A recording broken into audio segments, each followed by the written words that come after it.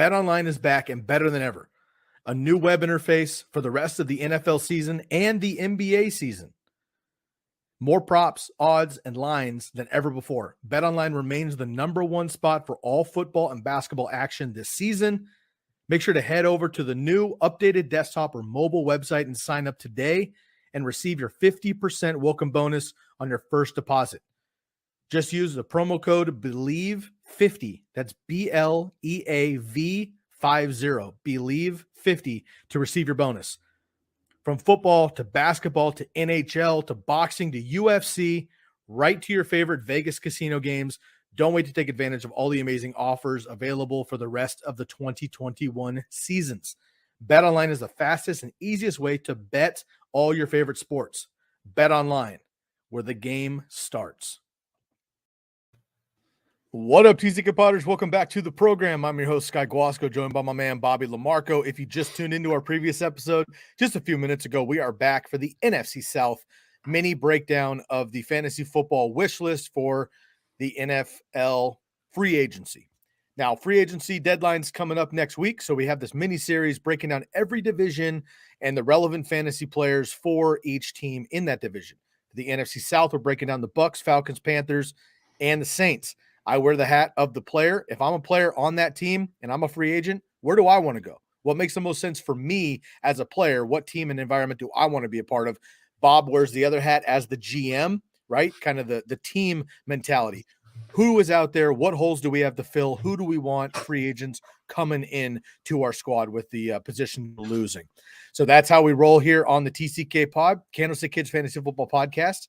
We're live right here on YouTube, the fantasy-focused football channel, Facebook, Twitch, and Twitter as well. If you are new to the channel, please subscribe.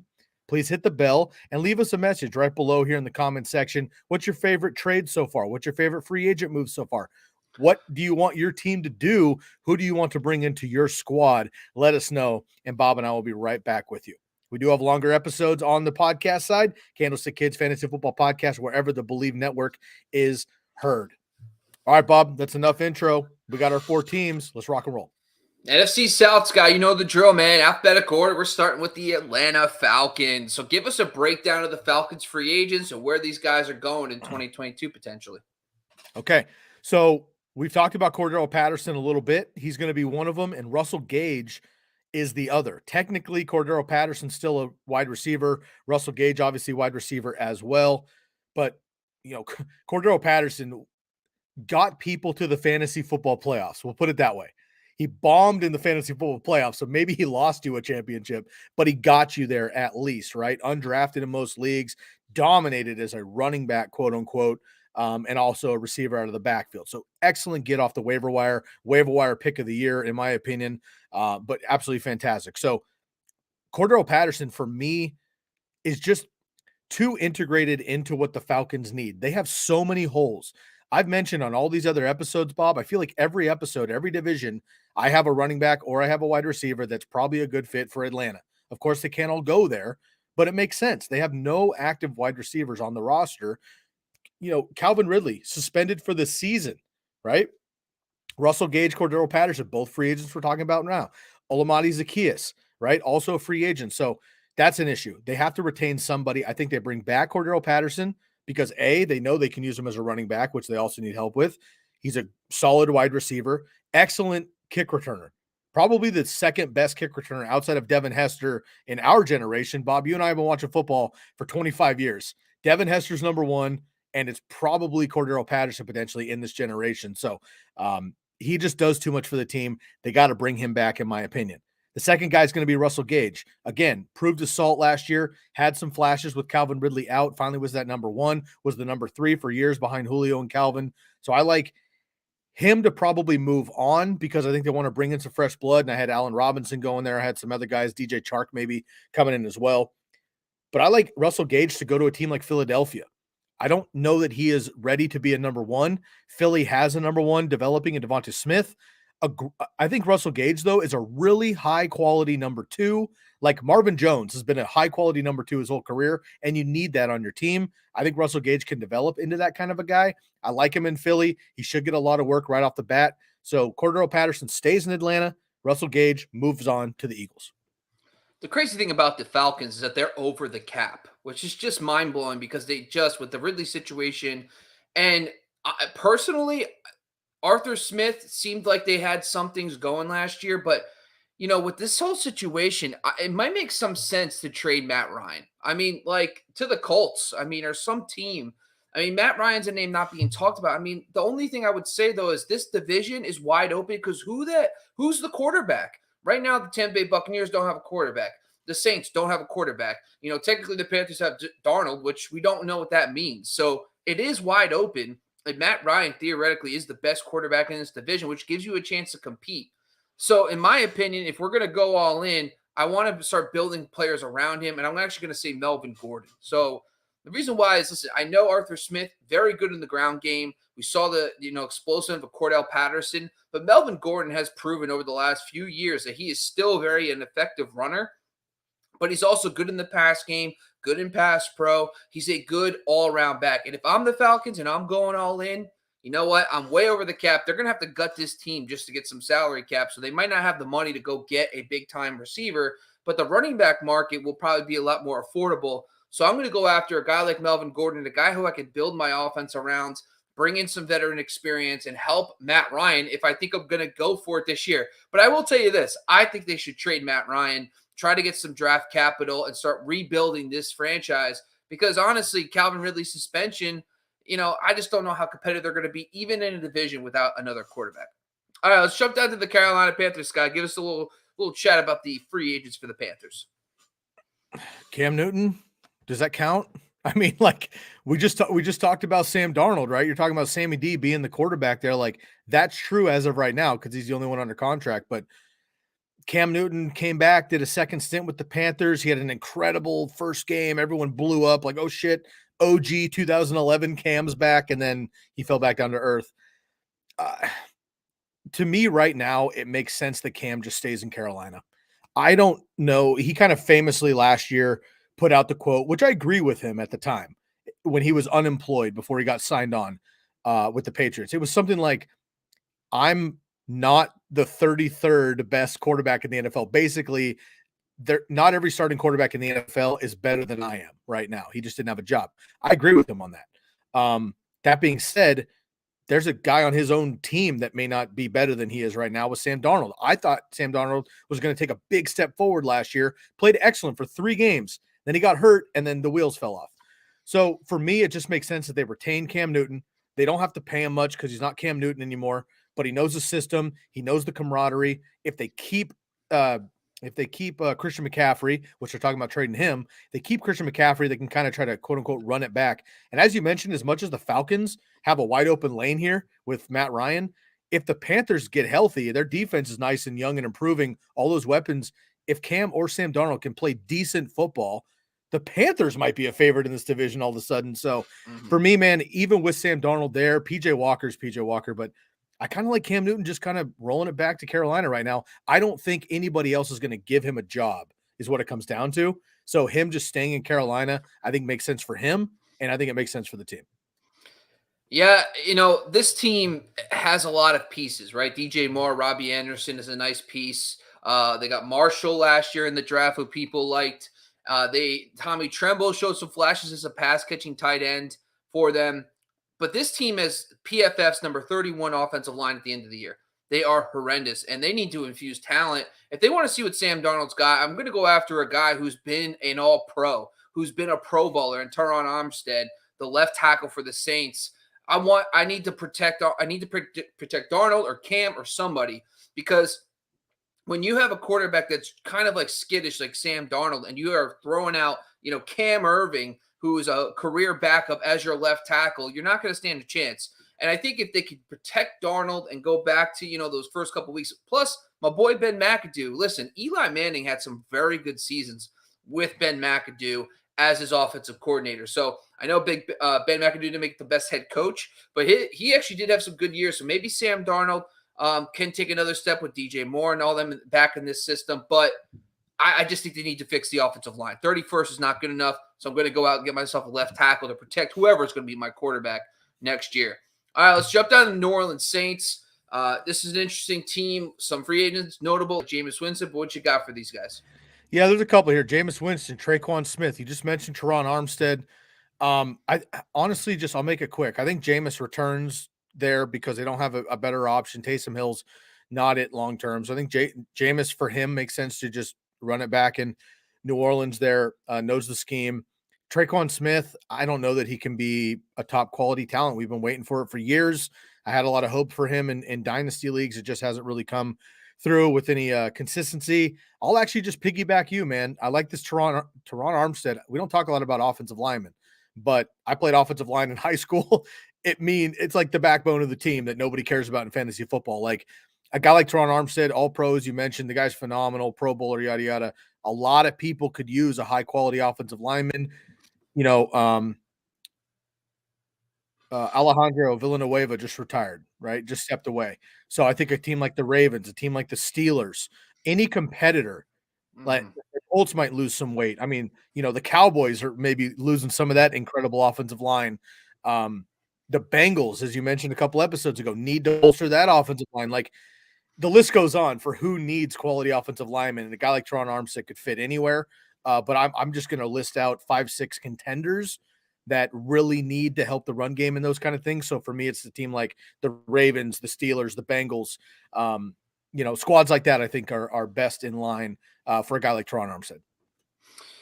So it's interesting. You brought up Jameis and you said you think he's coming back. I actually think there's a better quarterback that fits what the Saints do, and it's Teddy Bridgewater. And I think what happened was, listen, Teddy B in 2019 went 5-0 with this team as the starting quarterback, 9 touchdowns to 2 interceptions, 1,300 yards. But he also fits that system so much better than Jameis. Jameis, it almost felt like they had to change his DNA just to fit into that, type of offense. But I think you saw it with Teddy. He was 5-0 with Michael Thomas and Alvin Kamara, the way he plays, and he's a free agent. Listen, I think he got priced out of the Saints. They knew Drew Brees was coming back, and Drew Brees had one more year. The timing didn't add up for them to make it work. Plus, with Joe Brady, had some connection with the Saints as the new OC for the Panthers. It made sense for him to go there. So I think he comes back at a much lower discount. No one's talking about Teddy Bridgewater, about his free agency, and I think he makes an amazing fit for the Saints. And I like the way he played for them just 2-3 years ago. So I think that Teddy Bridgewater to New Orleans reconnects with Michael Thomas, Alvin Kamara, makes a bunch of sense for this team. All right, the last team, the Tampa Bay Buccaneers, Super Bowl, winners just 2 years ago. A little bit of a disappointing this year, but listen, they lost Godwin and AB for the playoff stretch, and that's not going to work when you throw into Silas Grayson and Scotty Miller instead. So what's your thoughts about the free agents for the Tampa Bay Bucs? Is anybody coming back, Sky? This is rough, man. Had the Tom Brady experiment. I totally agree with what they did last year. Running it back, all 22 starters, first time since 1970 that they returned all of the same old starters. Like that mentality, I think, was a great move for them. The Rams are trying to do the same thing this year to go back to back. And look, the Buccaneers just happened to lose the wrong game of the season. They're a great team. Tom Brady almost won the MVP of the NFL at 45. And even losing AB and Godwin, they were still dominant. They just went bad at the wrong game there, so they had a chance. But now that they didn't win it and that Brady's out, at least as of today, Gronk's out, at least as of today, AB's gone, they are maybe imploding. There's a lot of names on this list. Leonard Fournette, Ronald Jones, Chris Godwin, Rob Gronkowski, OJ Howard, not even mentioning all the defensive moves and some offensive line as well, like Ryan Jensen. So I'll start with Leonard Fournette. I think Leonard Fournette, we all want Leonard Fournette to go somewhere else. Like Atlanta would be super fun where he gets all of the work or something. But it just makes sense for Leonard Fournette. It makes sense for the Bucs to him just to come back to Tampa Bay, get rid of Ronald Jones. Gio Bernard is not a threat at all, but he can take some work and third down if he needs it. But I like Leonard Fournette to remain in Tampa Bay. Next one, Ronald Jones.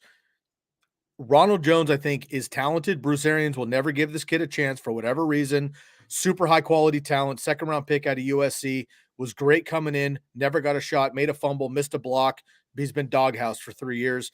Fresh start for him. He's a great running back to go over to Atlanta.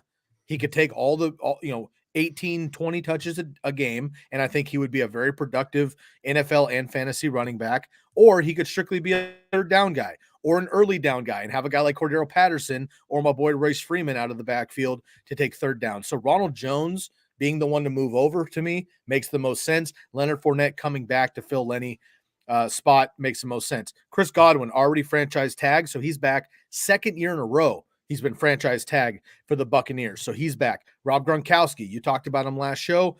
As of right now, he's pseudo-retired again. There's been talk about the Bills, right? You mentioned him potentially going over to the Titans, which I think is a good fit. I think the Bills thing makes sense. It's weird because, like, the Patriots and Bills, it's such a rivalry forever. I mean, not really a rivalry. The Patriots whooped the shit out of them for a decade. But here's what I'm thinking.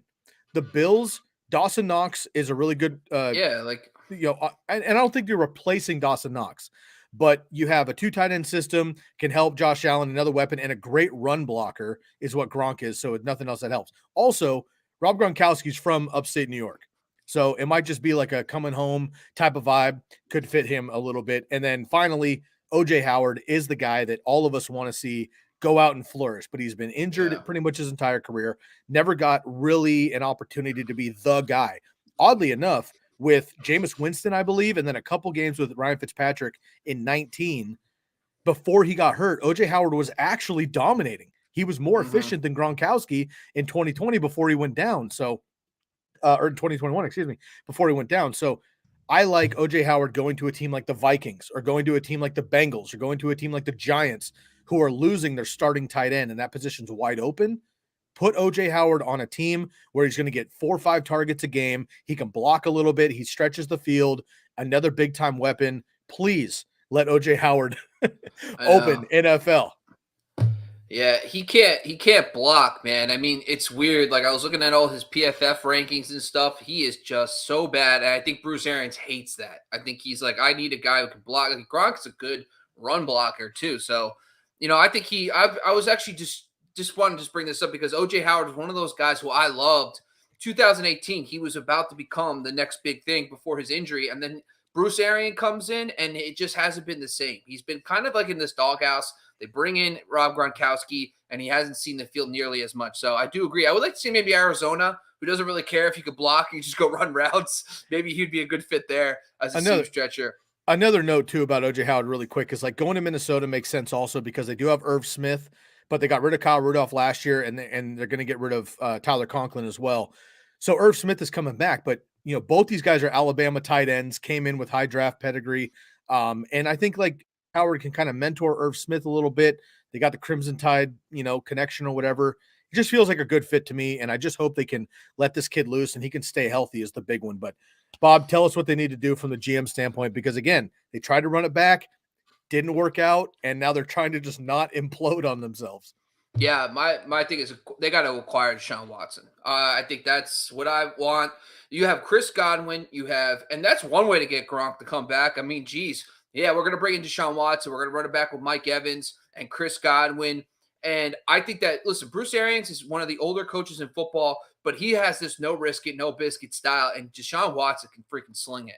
And if Watson gets cleared on Friday or whatever happens with this situation, and he, it settles out of court and he's ready to play, I'm going all in because, listen, they are not going to trade him to Indianapolis because it's in division. They're probably going to try to get him out of the AFC. So that limits them to the NFC. So is it like Seattle has a shot now? You have the Carolina Panthers. You don't want him going in your division. And this division is wide open, and you have the talent around him to really let him flourish. And BA's style is going to be perfect for him. Forget it, man. Let him sling it to Mike Evans and Chris Godwin. Look what this guy did just 2 years ago. It's amazing. So I'm all in on Deshaun Watson. If I'm them, I'm acquiring Deshaun Watson. I don't even care about anything else right now. I need a quarterback. BA is not ready for Blaine Gabbert to be his full-time starter. And I don't think Kyle Trask, based on everything we're hearing, is ready. So I'm going to go after Deshaun Watson, and let's go win us another Super Bowl. All right, that's all we got today for the NFC South. Sky, before we head out, any final thoughts about the NFC South players we talked about today? Nope. You just mentioned Deshaun Watson, and we covered the AFC South last episode, but now that you bring him up, we didn't talk about him in the AFC South because he's not really talk about a bull. But here we are, man. I mean, it could open up on Friday. I just saw a post from Shefty 2 seconds ago before we jumped on. Colin Kaepernick's working out again. You know, I mean, there's a lot of people that need a quarterback, and I know that a lot of these things are a mess, but you're talking about like journeyman getting starting jobs, right? Like they are going to be opportunities for other people. So it'll be very interesting to see what happens. But as you mentioned, man, the Buccaneers are not the cream of the crop right now without a top tier quarterback.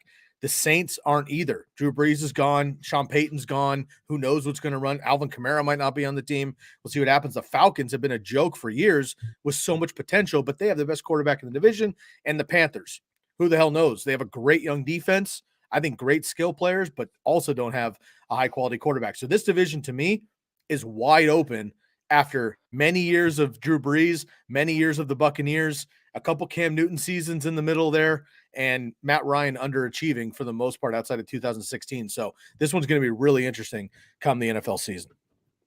Okay, folks, that's all we got for the NFC South. We have wrapped up every division except for the AFC West and the NFC West. And we'll be back with you with those two shows. If you have not caught the rest of our divisional breakdowns, every video is about 15 to 20 minutes. You can bust them out, turn us on time and a half, turn us on double speed if you'd like to, bust through them, get our predictions, and we'll have a recap episode, of course, when everything settles next Tuesday, which is the free agency deadline. We are live right here on the Fantasy Focused YouTube channel, Facebook, Twitch, and Twitter also. Make sure you hit that bell, subscribe to our channel, and leave us a comment with your favorite free agency move or your wish list for your team as well. You can hear longer versions of this on the Candlestick Kids Fantasy Football Podcast, anywhere the Believe Network is heard. Anywhere you hear podcasts, we are available. Candlestick Kids Fantasy Football Podcast. Make sure you subscribe for content all off season and, of course, during the fantasy football season. All right, y'all. Enjoy your weekend. Enjoy the rest of these videos. Double back on us. Leave us a comment below. We'll catch you next time. For my man, Bob, I am your host, Sky. We will catch you all next time. Have a wonderful weekend.